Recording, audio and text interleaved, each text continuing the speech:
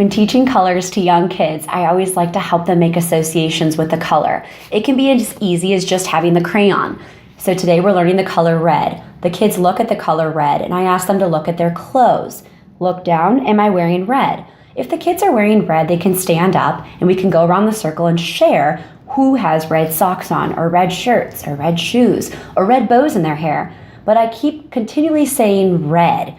If it's just as simple as the crayon, keep it that way. But I also like to have the kids go around the room and find red objects. I found a red fluff.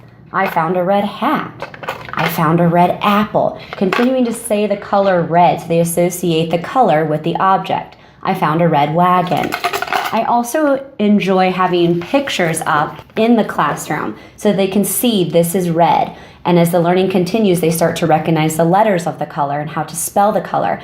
And an added bonus, add another language. So red in English, rojo in Spanish. One of my kids' favorite songs is a book that was created from a teacher long ago called Crazy Color Creatures. I have the kids come up to my easel and they'll point to the color and say, what color is it? Choral response, the color is red. Then the song goes, Fred, red, bumped his head. Fred, red, bumped his head. Fred, red, bumped his head. Crazy color creatures. That way it's a fun association again with the color.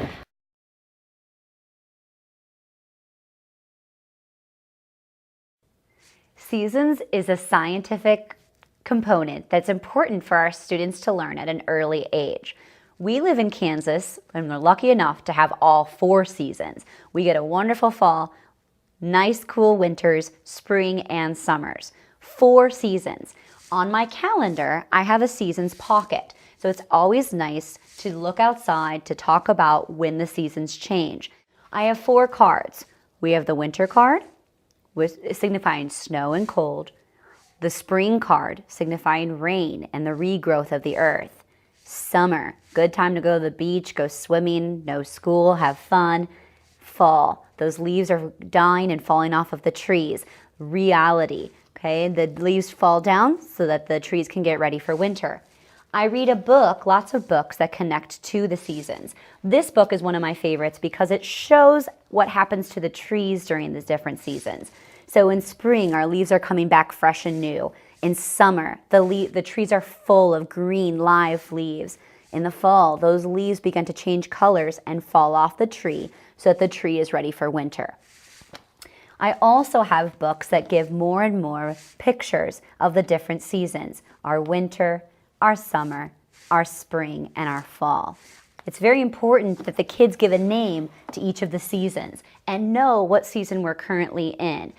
Even though it might feel warm, it won't be spring until March, or it won't be summer until June. It won't be fall until September, and it won't be winter until December. Side note, a quick piece of realia or manipulative that you can make for the kids to help them connect to the seasons, especially if you live in a place where the seasons aren't as consistent as Kansas. I took 4 water bottles, mini ones, just bought at the local store or in your recycling bin or after you use them. They can be of any size. I filled this one with water and put a little bit of blue dye in. And I stuffed a yellow pom-pom in there. And my children know that the summers are sunny, so this represents the summer. After summer comes the season of fall. I filled this water bottle with water and I put leaves at the bottom, and when they turn it, the leaves fall down, signifying fall or autumn. After autumn comes winter. I stuffed some pom-poms in there with little glitters on there, water again, to represent snow and ice in the winter.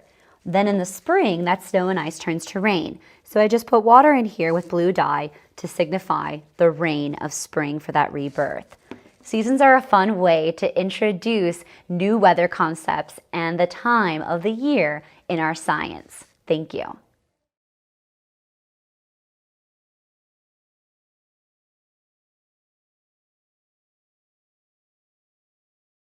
Another one of my daily routines is singing the months of the year song.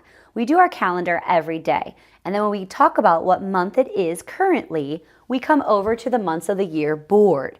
We sing our song and then we clap when the month that we're currently in comes up in the song.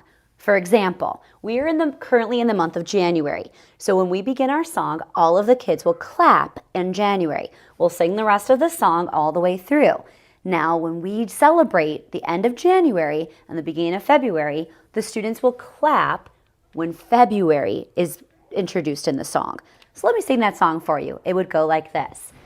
January, February, March, and April, May, June, July, and August, September, October, November, December. These are the months of the year. Now, the repetition of that song helps them with the concept of time. They know that after January is always going to come February. After February is always March. I catch my kids singing this song on their own all the time. And what's neat is that they do clap on the right month that it currently is. Another great thing about having the months of the year posted and singing it daily is that on the apples or any way that you'd like to display them, I have the children's birthdays. So it's never that nagging of, when's my birthday, when's my birthday?